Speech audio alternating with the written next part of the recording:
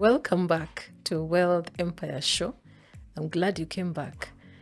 And I cannot even express how thrilled I am as we delve deeper into the money journey. Last podcast, we spoke about 10 aspects or 10 points of what your money journey entailed. And the first one we said was doing a deep dive money analysis.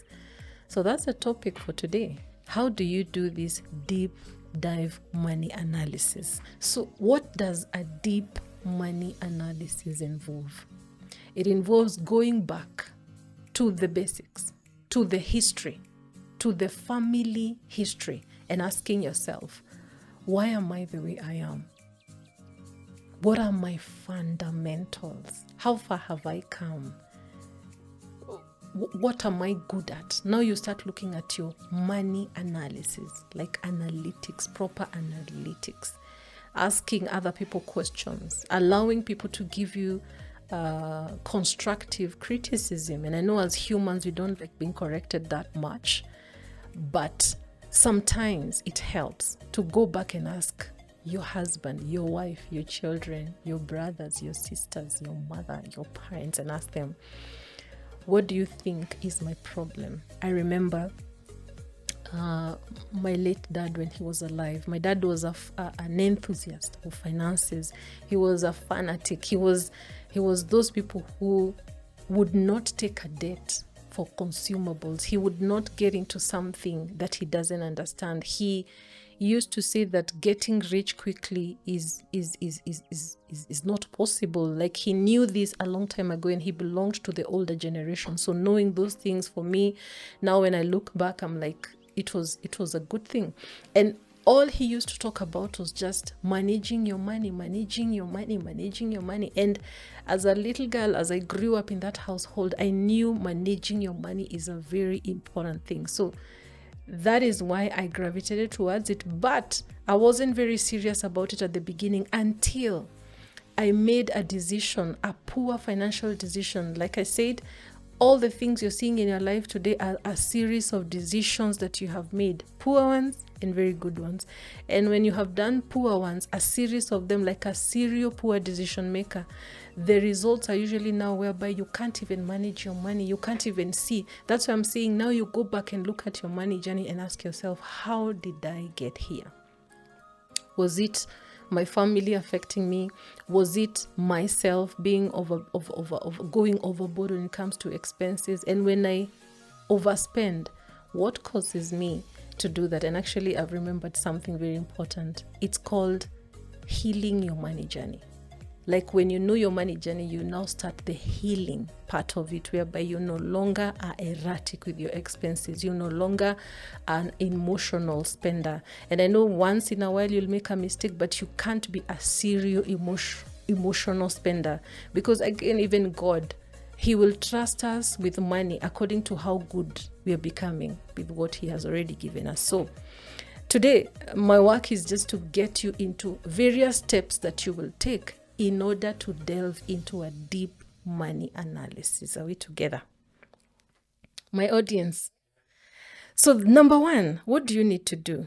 And remember, this is going beyond budgeting, beyond having a list of expenses, beyond knowing your income, beyond just having a script or an Excel sheet that shows you what did I earn, what did I spend. No, you now deep dive. The number one thing you need to do, this is what it typically entails: financial history assessment.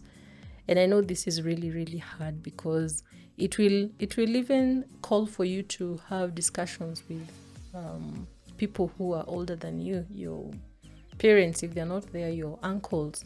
Get to know the history of money in your family. What has affected them? A long time ago, someone used to teach us about generational cycles, and it used to sound like a very hard topic, like an non-exist, like it's superstitious, it can't happen. But as I grew older, I realized there are some patterns that repeat themselves as a result of a family history.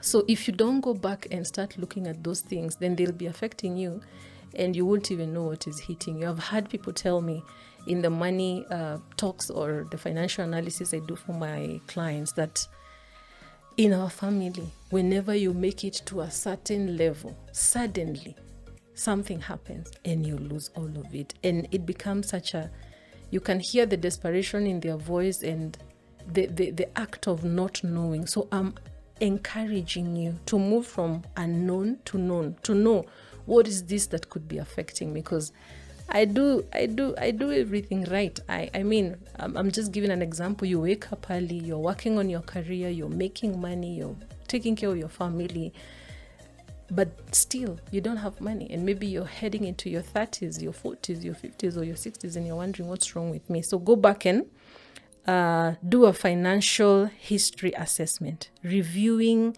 the series of financial decisions you have made and the ones who were before you, how they made them, so that you can change. Because if you don't fight this battle, then your children are the ones that are going to fight it. All right. Number 2 step, income and expense analysis. I think this one you can do.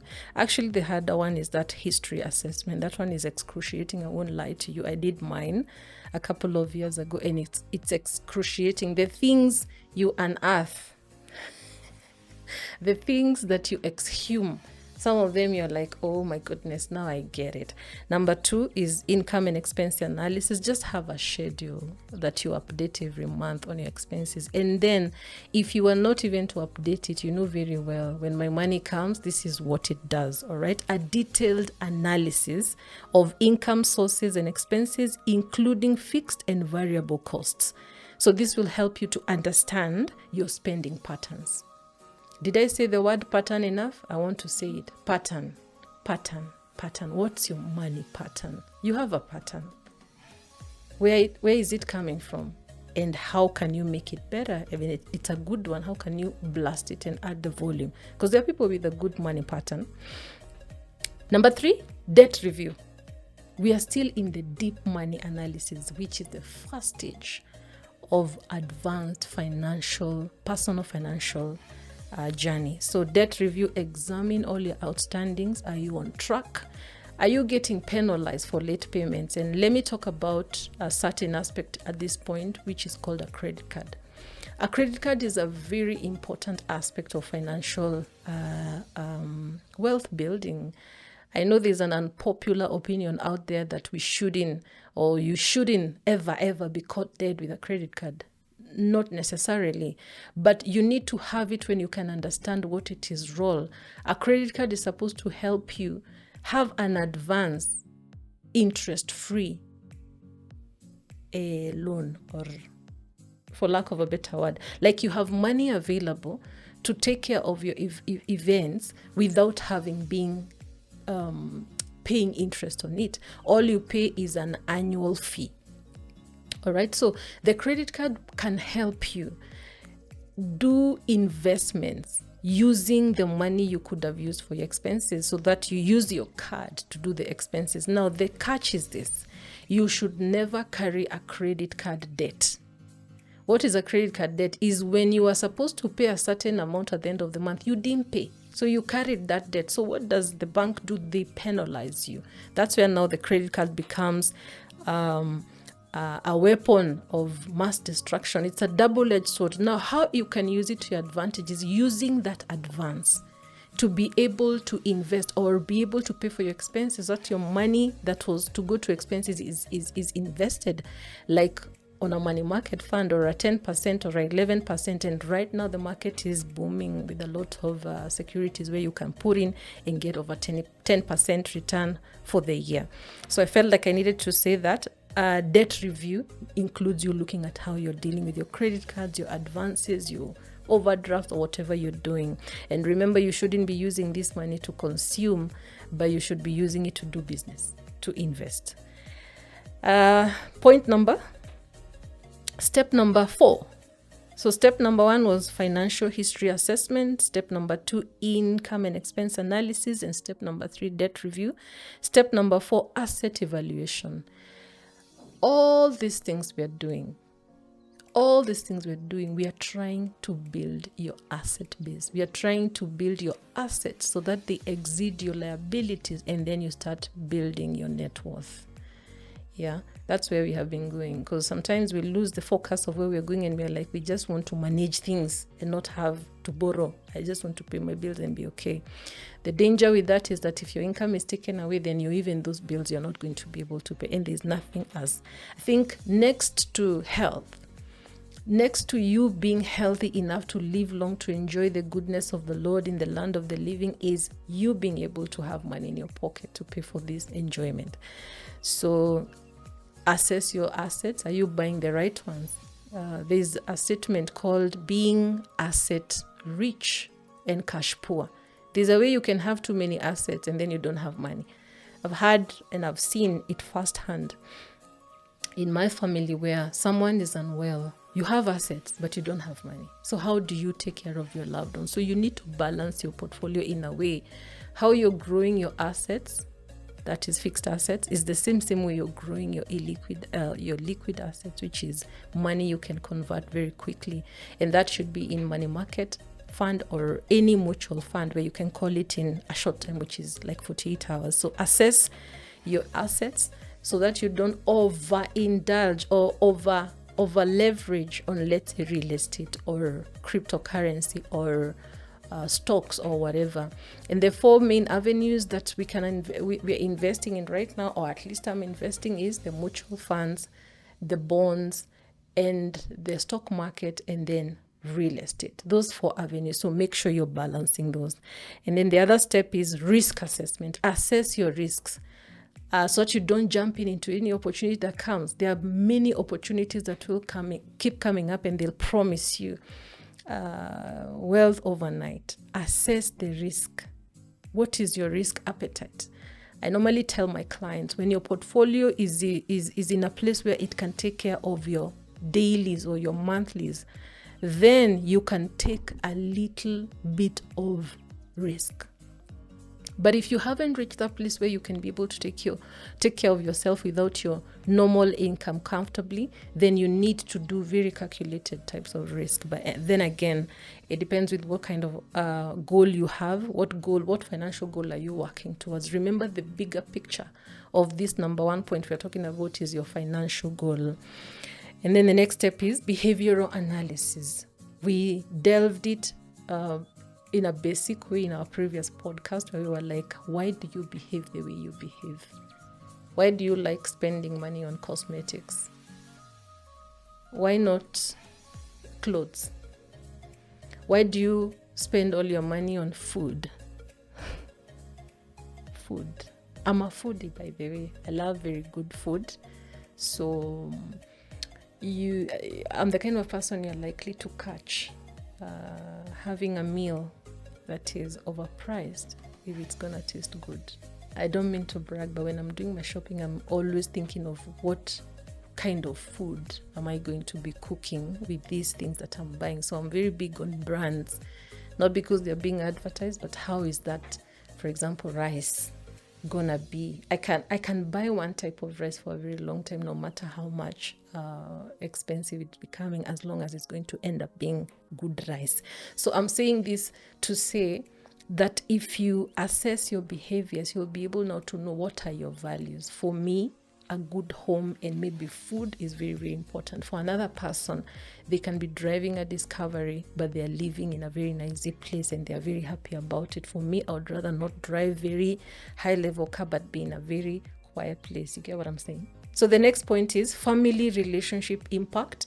You've heard of black tax. It's a thing. Black tax is where you're having upcoming expenses from your family because you love them. You didn't plan for it, but someone really, really, really needs this thing, and you feel compelled, and then you move away from your goals, and then you help that person, and then in the end, that's not an investment that is coming back. Let me just tell you, give it to you straight. It's good to help. I help a lot, but don't expect that money to come back, especially when it's family. You're just helping them because out of the goodness of your heart. So it needs to be very calculated. It's not obvious that when you help somebody, they'll come back and help you in the end. Even with friends, when you're helping, just help. Yeah. And then the next one, so you examine the family relationship impact. I know so many people who are lagging behind in their financial goals because of their family. They're taking care of your mother. They're taking care of your brother. Kidogo, the brother has a wife who has a baby. Now they can't take care of the baby. Now you jump into you can't just be that person who is always jumping into other people to help. People pleasing is really not a good thing when it comes to wealth building. At some point, you have to be very firm. Not mean, but you're being very firm. I helped you last time. This time around, let me work on my goals. And then I'll help you probably in October or sometime next year in February, so that you can move with your goals. People pleasing is what I'm talking about when I say family and relationship impact. This, by the way, for those who are married or you have a partner, involves sometimes discussing your money patterns together with your partner, because you could be having very good ones, but he's not working on them. You're still lagging behind in the end because you're a unit. So family and relationship impact. Next one, tax planning and optimization. I won't go deep. Ensure that you're taking advantage of tax exempt items as much as possible. And then you can get someone to plan your taxes with you, especially if you're in business, so that you're being able to plan yourself not to be overtaxed. If there's something like that, then this is now among the last stages where you start planning for your retirement. We are still in the topic of deep dive into your money analysis. So when you start envisioning, this is where you start envisioning now, what is your retirement? What are you gonna do? Many people pick the age when they want to retire, but they don't say what they're gonna be doing. And that is why the mortality rate is very high after retirement, because those people get bored, their brains begin to resign and to retire, and then kidogo they are sick, and then they leave us. Plan for your retirement, including what are you going to be doing when you retire and you have the money. Will you be traveling? Will you join the lecturing world and begin to educate the youth? What will you be doing? Because this body of yours was very used to work. Now suddenly you're not working. What are you going to be doing? This is for the people who are very advanced in their journey, and they feel like they need some rest. Plan what you're going to be doing. Maybe not necessarily for money, but how are you going to spend your 12 hours a day that you were spending at work before? Then estate planning, that's the next step. Estate planning is where now you're saying, if I'm not here, this should go to so and so. And this is very important. You now get a lawyer to do for you a will. That is estate planning. Trust funds put in place to ensure now this is generational, and the people behind you will also be able to move on. And the other one is cash flow management. The thing is this: wealth is about being able to afford what you want when you want and how you want it. The inconvenience of not having cash flow when you need it is what we're trying to avoid when we are mapping out your money journey.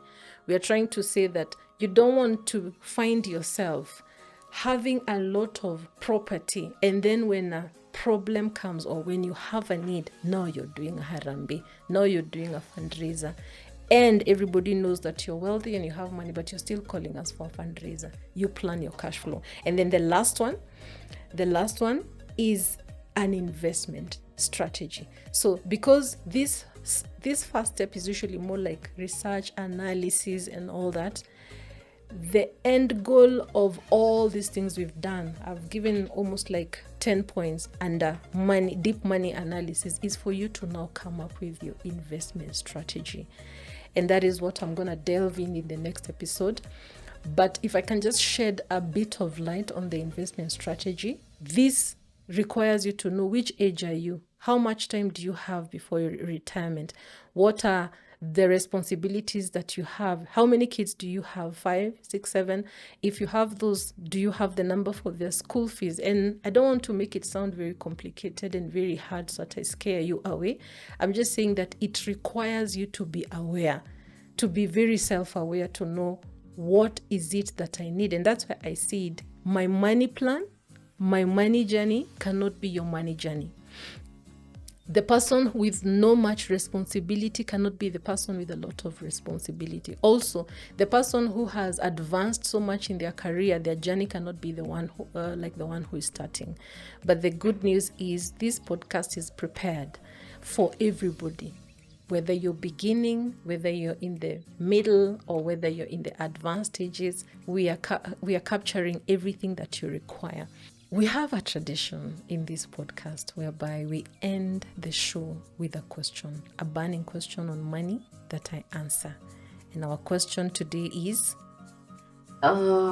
You've mentioned about how you're supposed to now get to a place where you're writing a will. So how soon, or how soon should you, or how do you know you've gotten to a place where now your assets are in a place where now you actually need to have a will? Okay. Yeah. That's a very good question. Thank you for asking.